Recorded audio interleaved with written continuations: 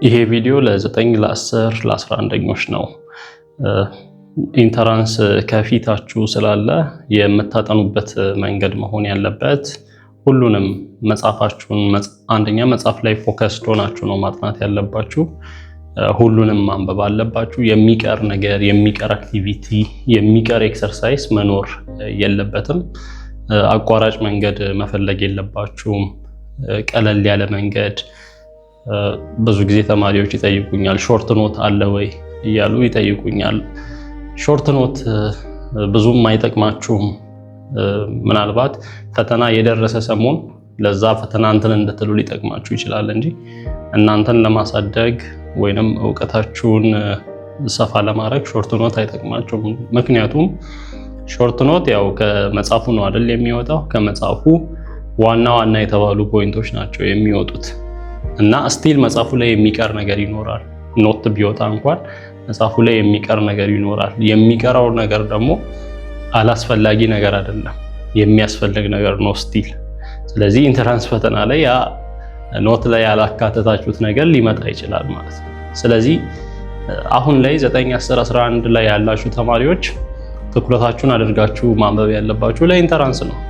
ምክንያቱም መጨረሻው እዛ ስለሆነ የምትለዩበት ፖይንት ኢንተራንስ ስለሆነ ዋናው ነገር። ስለዚህ ለኢንተራንስ ስትዘጋጁ ደግሞ ኢንተራንስ ፈተና የሚመጣላችሁ ከመጻፉ ነው። መጻፉ ላይ ቤዝድ ሆነው ነው ፈተና የሚያወጡላችሁ። ስለዚህ መጻፉ ላይ ያለውን እያንዳንዷን ነገር ልታውቁ ልትረዱ ይገባል ማለት ነው።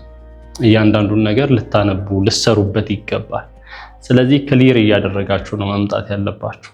በተለይ አሁን 9 ላይ ያላችሁ በጣም ይሄ ምክር ይጠቅማችኋል። 10 ላይ ያላችሁ፣ 11ም ላይ ያላችሁ፣ ያው 12 ያላችሁ ያው ልትፈተኑ ስለሆነ ያንን ሙሉ ክሊር እያደረጋችሁ ነው የሚለው ምክር አይጠቅማችሁም። ስለዚህ 9 ላይ ያላችሁም 10፣ 11 መጽሐፋችሁን ቴክስት ቡካችሁን በደንብ መጨረስ ነው።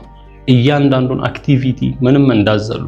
ለዚህ ነው ኢትዮጵያ ኤዱኬሽን ቪዲዮዎችን አይታችሁ ከሆነ አንድም ነገር አንዘልም፣ አንድም ጥያቄ አይዘለልም፣ አንድም አክቲቪቲ አይዘለልም። ለምን?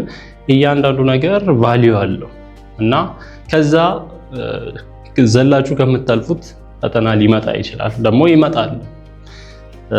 ምክንያቱም መጽሐፉ እኩል ቻንስ ነው ያለው። ከየትኛውም የመጽሐፉ ክፍል ሊመጣ ይችላል፣ ፈተና ሊዘጋጅ ይችላል። ስለዚህ ሾርት ኖት የሚለውን ነገር ብዙም አትውደዱ፣ ምንም አያደርግላችሁ። ሁሉንም ካነበባችሁ ደግሞ በየጊዜው ሁሉንም አንብቡ። የሆነ ሾርት ኖት አውጥታችሁ አንዴ አንብባችሁ ያንን ኖት ብቻ አታንብቡ። እንደዛ አታድርጉ። ምናልባት የሆነ ፋይናል ወይንም የሆነ ሚድ እንድትሰሩ ሊጠቅማችሁ ይችላል ያ ሾርት ኖት፣ ግን ለኢንተራንስ አይጠቅማችሁም። ኢንተራንስ ጀነራል ነው የሚመጣው፣ ከሁሉም ነው የሚመጣው። ስለዚህ እናንተ ደግሞ ትኩረታችሁ የክላስ ፈተና ማለፍ አይደለም አይደል? አሁን የ9ኛ የ10ኛ ማለፍ አይደለም። ፎከሳችሁን ትልቁ ላይ እያደረጋችሁ ነው ማንበብ ያለባችሁ።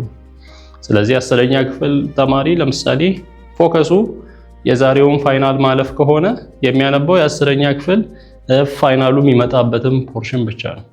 ነገር ግን ፎከሱ ኢንተራንስ ከሆነ 9ንም ያነባል። 10ን እየተማረ 9ንም ተመልሶ ያነባል። የ11ኛ ተማሪ ትኩረቱ ፈተና የክላስ ፈተና ብቻ ከሆነ ያችን ነው የሚያነበው፣ ፈተና የሚመጣበትን የዛሬው። ግን 12ን ፎከስ አድርጎ የሚያነብ ከሆነ 9ኙንም 10ኙንም ጊዜ ካገኘ የ12ንም ማንበብ ይችላል። አይ ዛሬ ሳንማር እንዴት 12 ሳንገባ 12 እናጠናለን ካላችሁ ቪዲዮ አለ። በዚህ ዘመን የ9ኛ ክፍል ተማሪ ከቻለ እስከ 12 ማጥናት ይችላል ቤቱ ቁጭ ብሎ። ምክንያቱም ቪዲዮዎች አሉ፣ የተሰሩ ቪዲዮዎች አሉ፣ እነዛን ሪፈር ማድረግ ይችላል። ስለዚህ አቋራጭ መንገድ እንትን አትበሉ፣ የሆነ በኖት ብዙም አትመኑ። መጽሐፉን ሁሉንም ማንበብ እንዳለባችሁ እወቁ እና መጽሐፉን ሁሉንም ማንበቡ። በየጊዜው ጊዜያችሁን ሰጣችሁ ሙሉ መጽሐፉን ነው ማንበብ ያለባችሁ። ምንም ነገር መዝለል የለባችሁም። አይ ከበደኝ ተብሎ የሚዘለል ነገር መኖር የለበትም።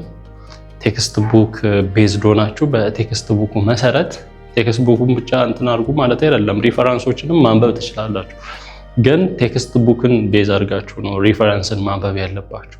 ቴክስት ቡክ ላይ አክቲቪቲ ላይ አንድ ጥያቄ ካለ ያን ጥያቄ የሚመስሉ ብዙ ጥያቄዎችን ስሩ። ኤክሰርሳይዝ ላይ ያለውን ጥያቄ ያን የሚመስሉ ብዙ ጥያቄዎችን ስሩ እና ከቴክስት ቡክ አንጻር አስፉት በደንብ እና እንደዛ እያደረጋችሁ አንብቡ። ቴክስት ቡካችሁን በደንብ ጭምጭም አድርጋችሁ ማንበብ አለባችሁ።